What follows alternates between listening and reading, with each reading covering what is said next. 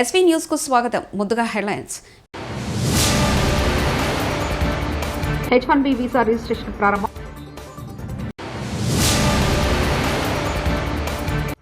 BRS party నాయకులతో ఎర్రవెల్లి నివాసంలో సమావేశమైన అధినేత కేసీఆర్.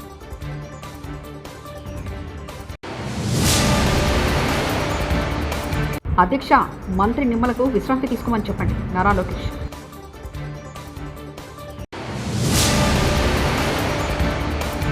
ఎమ్మెల్సీ అభ్యర్థిగా నాగబాబు నామినేషన్ బలపరిచిన లోకేష్. నైపుణ్యం కలిగిన నిపుణులకు అమెరికాలో పనిచేసే అవకాశాన్ని కల్పించేందుకు 2026లో ఎంతో ఆసక్తిగా ఎదురుచూస్తున్న H1B వీసా రిజిస్ట్రేషన్ ప్రక్రియ శుక్రవారం మార్చి 7న ప్రారంభమైంది. ఈ క్రమంలో అమెరికా పౌరసత్వం, ఇమిగ్రేషన్ సర్వీసెస్ రిజిస్ట్రేషన్ ప్రక్రియ మార్చి 22, 2025 వరకు కొనసాగుతుందని ప్రకటించారు. H1B వీసాకు అధిక డిమాండ్ ఉన్న నేపథ్యంలో దరఖాస్తుదారులు, వారి స్పాన్సర్ యజమానుల ప్రక్రియ సజావుగా కొనసాగేందుకు ముందుగానే సిద్ధంగా ఉండాలని సూచించారు. ఏపీ మంత్రి నిమ్మల రామానాయుడు అనారోగ్యంతోనే అసెంబ్లీ సమావేశాలకు హాజరయ్యారు. కార్నిలియా చేతికి పెట్టుకుని సభకు వచ్చి ప్రసంగించారు. ఆరోగ్యాన్ని పనంగా పెట్టి పనిచేయడం మంచిది కాదని మంత్రి నారా లోకేష్ హెచ్చరించారు. మంత్రి నిమ్మల జ్వరంతో బాధపడుతున్నారని, విశ్రాంతి తీసుకోమంటే వినట్లేదన్నారు. ఈ విషయం డిప్యూటీ స్పీకర్ రఘురామ రివ్యూషన్ చేసుకుని మంత్రిని విశ్రాంతి తీసుకునేలా హెచ్చరించాలని లోకేష్ కోరారు. క్వశ్చన్ నెంబర్ 520 నారా లోకేష్ గారు. డిప్యూటీ స్పీకర్ సార్, కొంచెం మంత్రి గారిని రెస్ట్ తీసుకోమని మీరు చెప్పాలి. అవునా? ఎందుకంటే నిన్న కూడా జ్వరంతో వచ్చారు, కౌన్సిల్ కూడా జ్వరంతో వచ్చారు. చెప్పా రెస్ట్ తీసుకోండి, 2 రోజులు కోలుకోవాలి, మీరు సరి పడుకోవట్లేదని చెప్తాను, వినట్లేదు. మీరన్నా చెప్తే వింటారు మీరన్నా రూలింగ్ ఇస్తే కానీ వింటారు అధ్యక్ష. ఎందుకంటే పాప చాలా ఇబ్బంది పడుతున్నారు. అది very serious subject. Is not keeping well. అయినా కూడా ప్రశ్న సమాధానం చెప్పడానికి వచ్చారు అన్నా.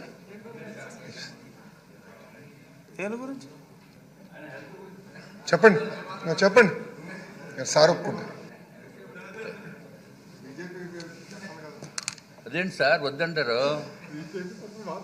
అత్యంత క్లిష్టమైన శాఖ మన గౌరవనీయులైన నిమ్మల రామానాయుడు గారు చేస్తున్నారు అధ్యక్ష.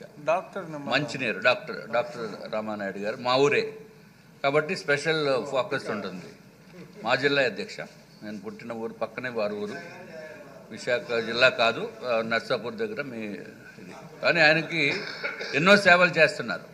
అంటే మనకి విజయవాడలో వచ్చిన ఫ్లడ్స్లో కానీ, లేకపోతే పోలవరం ప్రాజెక్టు గురించి కానీ ఆయన పడుతున్న కష్టాన్ని అందరూ గుర్తిస్తున్నారు.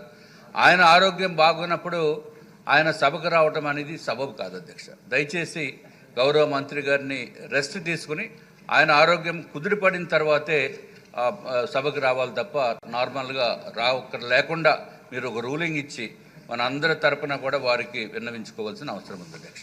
శనివారాల్లో రికవర్ అవుతారు మంత్రి గారు. డ్రిప్ లైన్తో వచ్చారు అధ్యక్ష, చూస్తే ఇంకా ఉంది చేకి. హంద్రినివా కాలువ వెడల్పు చేయకుండా లైనింగ్ పనులు చేయడం వృధా అని మంత్రి కేశవ్కు తెలుసు. ఇరిగేషన్ ఇంజనీర్లకు కూడా తెలుసు. అయినా ఎందుకు మౌనంగా ఉన్నారో అర్థం కావడం లేదు. అనంత వెంకటరామరెడ్డి, వైఎస్ఆర్సీపీ జిల్లా అధ్యక్షులు, అనంతపురం. మునుపు నుంచి కూడా రాయలసీమకు ఆ రోజు బ్రిటిష్ పాలకులు కూడా మెకంజాట్ల వాళ్ళు కూడా ఇక రాయలసీమకు అనేది కూడా కృష్ణా జలాలు మళ్లించినప్పుడే ఇది సాధ్యమవుతుంది. ఇక్కడ నుంచి ఈ కరువు ఇవన్నీ కూడా పోతాయి. నీరు అనేది, ఎందుకంటే భూములు చాలా సారవంతమైనవి, రెడ్ సాయిల్ కానీ బ్లాక్ సాయిల్ కానీ, కానీ ఇది నీరు మాత్రం లేదు. నీరు అనేది కూడా అందించాలని చెప్పేసి అనేకమైన పోరాటాలు కూడా జరిగాయి. వాటి కోసమే ఆ రోజు తుంగభద్ర నుంచి కూడా, తుంగభద్ర డ్యామ్ నుంచి మన రాయలసీమకు నీళ్లు వస్తున్నాయి. ఆ నీళ్ళు అనేది కూడా ముఖ్యంగా పైవైపు అంటే తుంగభద్ర డ్యామ్కు పై వైపులోనే అనేకమైన డ్యాములు అవన్నీ కూడా కట్టిన దానివల్ల రాను రాను కూడా తుంగభద్రలో కూడా నీరు కూడా తగ్గిపోతే మనకు ఉండేదంతా కూడా శ్రీశైలంకి వచ్చే కృష్ణా జలాల వల్లనే రాయలసీమ తీసుకొని రావాలని చెప్పేసి చాలామంది పోరాటాలు చేస్తున్నా కూడా సార్థకత అనేది కూడా ఏర్పడింది. అందరూ మాటలకు మాత్రం పరిమితమైతే డాక్టర్ వైఎస్ రాజశేఖర రెడ్డి గారు 2004లో ముఖ్యమంత్రి అయిన తర్వాత దానికి ఒక సార్థకతగా తీసుకొని వచ్చేసి 40 టీఎంసీలతో సామర్థ్యంతో 4 జిల్లాలకు, దాంట్లో అత్యధిక భాగం నీళ్ళు వచ్చేసి అనంతపురం జిల్లాకు తీసుకొని రావాలని చెప్పేసి దాన్ని తీసుకొని రావడం జరిగింది. ఆ రోజు నుంచి కూడా ప్రారంభమైనా కూడా డాక్టర్ వైఎస్ రాజశేఖర రెడ్డి గారు ముఖ్యమంత్రి ఉండే, తర్వాత రోసయ్య గారు వచ్చిన, ఆ తర్వాత మళ్ళీ కూడా కిరణ్ కుమార్ గారు వచ్చిన, కడకు 2012లో ఆ కృష్ణా జలాల శ్రీశైలం నుంచి అందరినీ ద్వారా జీడిపల్లికి తీసుకొని వచ్చినప్పుడు కూడా మళ్ళా దాన్ని వెడల్పు చేసి పూర్తి 40 టీఎంసీలు కాదు, అవసరం వస్తే 80 టీఎంసీలు కానీ అంతకంటే ఎక్కువ కానీ తీసుకొని రావాలా అని చెప్పి కూడా కోరుతూ ఉన్నారు. మళ్ళీ అప్పటి నుంచి కూడా పోరాటాలు కూడా చేస్తూ ఉన్నారు.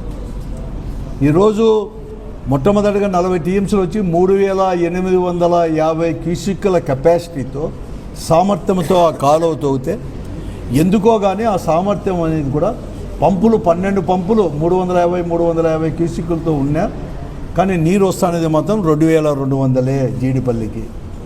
కాబట్టి దాన్ని 3850 చేసేది కాకుండా జగన్మోహన్ రెడ్డి గారు ముఖ్యమంత్రిగా ఉన్నప్పుడు ఈ రాష్ట్రంలో ఉండే ప్రజలందరూ కూడా, ప్రజలతో పాటు రాజకీయ పార్టీలు మేము అందరూ కూడా అడిగితే, ప్రజాప్రతినిధులు అడిగితే 10,000 12,000 చేయమంటే 6,300 చేసిండేది.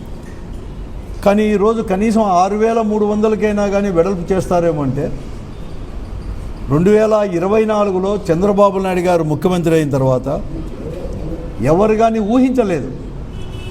ఏమన్నా జగన్మోహన్ రెడ్డి గారు 6,300 చెప్పాడు, కానీ మొట్టమొదటి నుంచి కూడా ఇక్కడ ఉండే ప్రజలంతా కోరేదంతా కూడా, రాయలసీమ ప్రజలు కోరేది, అన్ని రాజకీయ పార్టీలు కోరేది 10,000 12,000 క్యూసిక్లు కాబట్టి అంత చేస్తాడో అని చెప్పి అనుకునే తరుణంలో 6,300 కాకుండా ఇంకా కూడా 3,850 ఒరిజినల్గా ఎంత అనుకున్నామో అంతకే చేసి పనులు వెంటనే కూడా ప్రారంభిస్తాము అని ఒక దిక్కు చెప్తూనే, మరొక వైపు కూడా పోలవరం ప్రాజెక్టు ఇంకా 2 సంవత్సరాల్లో పూర్తి అవుతుంది. ఈ పూర్తి అయిపోతున్న తరుణంలో గోదావరి జలాలనే బనకచర్లకు తీసుకొని వచ్చేసి రాయలసీమకు సస్యశ్యామలం చేస్తాము, పోతిరెడ్డి రెగ్యులేటర్ ద్వారా అన్నీ కూడా నీళ్ళు ఇస్తానని చెప్పి కూడా చెప్తా ఉన్నాడు. చాలా సంతోషం. మేము ఒకటే నేను అడిగేది, మీరు ఎప్పుడైతే బనకచర్లకు నీళ్ళు తీసుకొని వస్తే బనకచర్ల నుంచి డైరెక్ట్గా అనంతపురం జిల్లాకు, చిత్తూరు జిల్లాకు నీళ్ళు రావు. బనకచర్ల డ్యామ్ వచ్చేసి అక్కడ వచ్చేసి కాంప్లెక్స్ అనేది శ్రీశైలానికి 20 కిలోమీటర్ల దూరంలోనే ఉంటుంది. అక్కడి నుంచి డైరెక్ట్గా పోతిరెడ్డి రెగ్యులేటర్ కాలువలో చేస్తే హెచ్ఎన్ఏ అది ఇది గాలేరు నగరికి అక్కడంతా ఉపయోగం వస్తుంది. కానీ కర్నూలు కడపకి తీసుకొని పోవచ్చు, కానీ అనంతపురానికి ఏప్రిల్ 27 నాడు బీఆర్ఎస్ బహిరంగ సభ. బీఆర్ఎస్ పార్టీ నాయకులతో ఎర్రవెల్లి నివాసంలో సమావేశమైన అధినేత కేసీఆర్, బీఆర్ఎస్ పార్టీ ఆవిర్భావ రజోత్సవ వేడుకల నేతృత్వంలో ఏప్రిల్ 27 నాడు బహిరంగ సభకు సన్నాహాలు సమావేశం.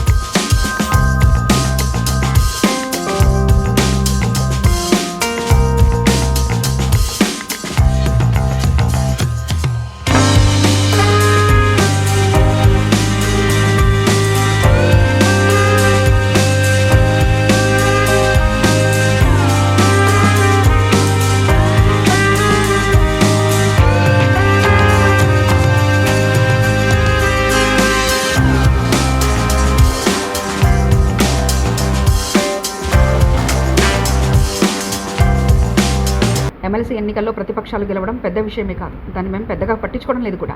దేవరకద్ర కాంగ్రెస్ ఎమ్మెల్యే జి మధుసూదన్ రెడ్డి కాదు, దాన్ని మేము పెద్దగా పట్టించుకోవడం కూడా లేదు. ఎందుకంటే ఎమ్మెల్సీ ఎన్నికల్లో గెలవడం అనేది, ప్రతిపక్షాలు గెలవడం అనేది ఇదేదో ఇప్పుడు కొత్తగా జరిగింది ఏం కాదు. 5 స్టార్ హోటల్ను తలపించేలా తెలంగాణ స్టేట్ గెస్ట్ హౌస్ వేరే రాష్ట్రాలు, విదేశాల నుంచి వచ్చే ప్రముఖులకు ఆతిథ్యం ఇవ్వడం కోసం స్టేట్ గెస్ట్ హౌస్ను వినియోగంలోకి తెచ్చామని తెలిపిన మంత్రి కోమటిరెడ్డి వెంకటరెడ్డి, బేగంపేటలోని ప్రజాభవన్ ఆవరణలో ఈ స్టేట్ గెస్ట్ హౌస్ను ప్రారంభించారు మంత్రులు కోమటిరెడ్డి, పొన్లాల్ ప్రభాకర్.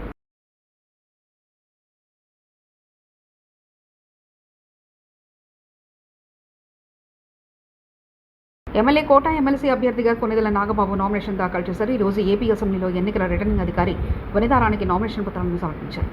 నాగబాబు అభ్యర్థిత్వాన్ని మంత్రి నారా లోకేష్ బలపరిచారు. నాగబాబు నామినేషన్ దాఖలు కార్యక్రమంలో మంత్రులు నారా లోకేష్, నాదెండ్ల మనోహర్, అనకాపల్లి ఎమ్మెల్యే కొనతాల రామకృష్ణ, బీజేపీ నేత విష్ణుకుమార్ రాజు, తాడేపల్లిగూడెం ఎమ్మెల్యే బొలిశెట్టి శ్రీనివాస్, పల్లా శ్రీనివాసరావు పాల్గొన్నారు. ఈ సందర్భంగా ఎమ్మెల్సీ అభ్యర్థిగా పోటీ చేసేందుకు అవకాశం కల్పించిన ముఖ్యమంత్రి చంద్రబాబు నాయుడు, డిప్యూటీ సీఎం పవన్ కళ్యాణ్కు, అలాగే నామినేషన్ బలపరిచిన లోకేష్, మనోహర్కు నాగబాబు ధన్యవాదాలు తెలిపారు.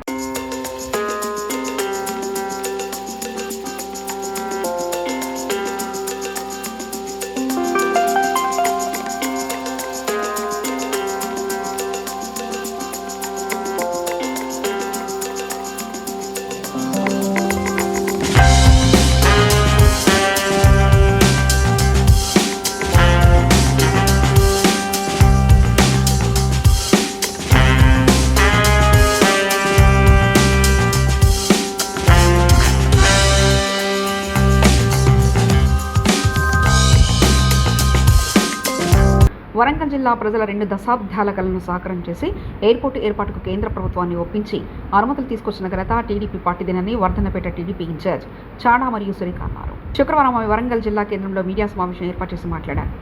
మామునూరు ఎయిర్పోర్టు ఏర్పాటుకు తెలుగుదేశం పార్టీ కీలక పాత్ర పోషించిందన్నారు. టీడీపీకి చెందిన కేంద్ర మంత్రి రామ్మోహన్ నాయుడు ప్రధాని నరేంద్ర మోదీతో మాట్లాడి జీఎంఆర్ సంస్థను ఒప్పించి అనుమతులు తీసుకోవడం జరిగిందని వెల్లడించారు. ఎయిర్పోర్ట్ తీసుకొచ్చామని కాంగ్రెస్, బీఆర్ఎస్, బీజేపీ పార్టీల నాయకులు పరగల్భాలు పలుకుతున్నారని, మామనూరుకు ఎయిర్పోర్ట్ తీసుకొచ్చిన ఘనత తెలుగుదేశం పార్టీకి దక్కుతుందన్నారు. నియోజకవర్గం ప్రజలకి, వరంగల్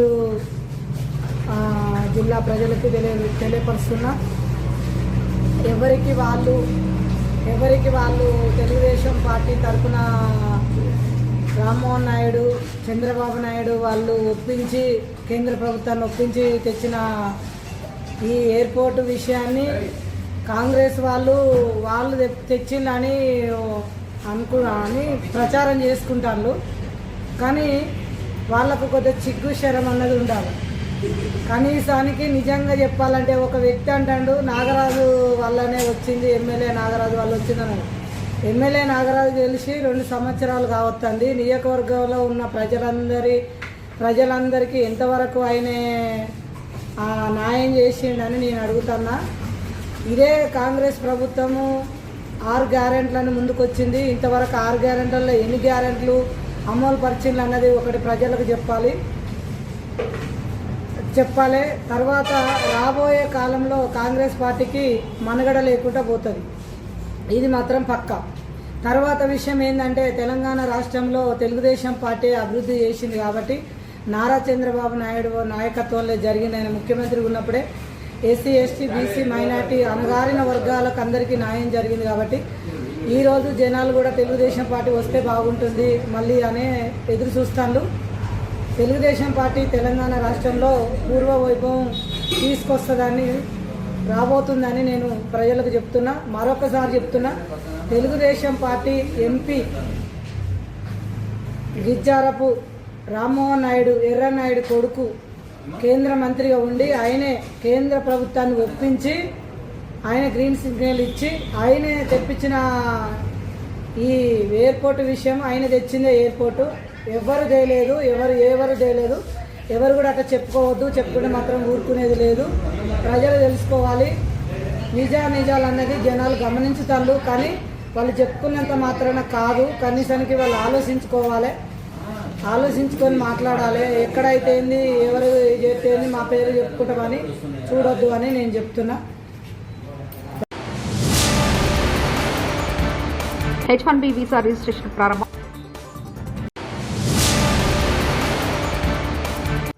బీఆర్ఎస్ పార్టీ నాయకులతో ఎర్రవెల్లి నివాసంలో సమావేశమైన అధినేత కేసీఆర్.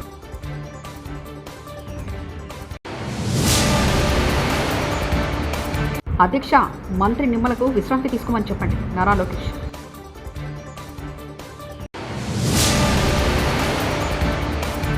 ఎమ్మెల్సీ అభ్యర్థిగా నాగబాబు నామినేషన్ బలపరిచిన లోకేష్.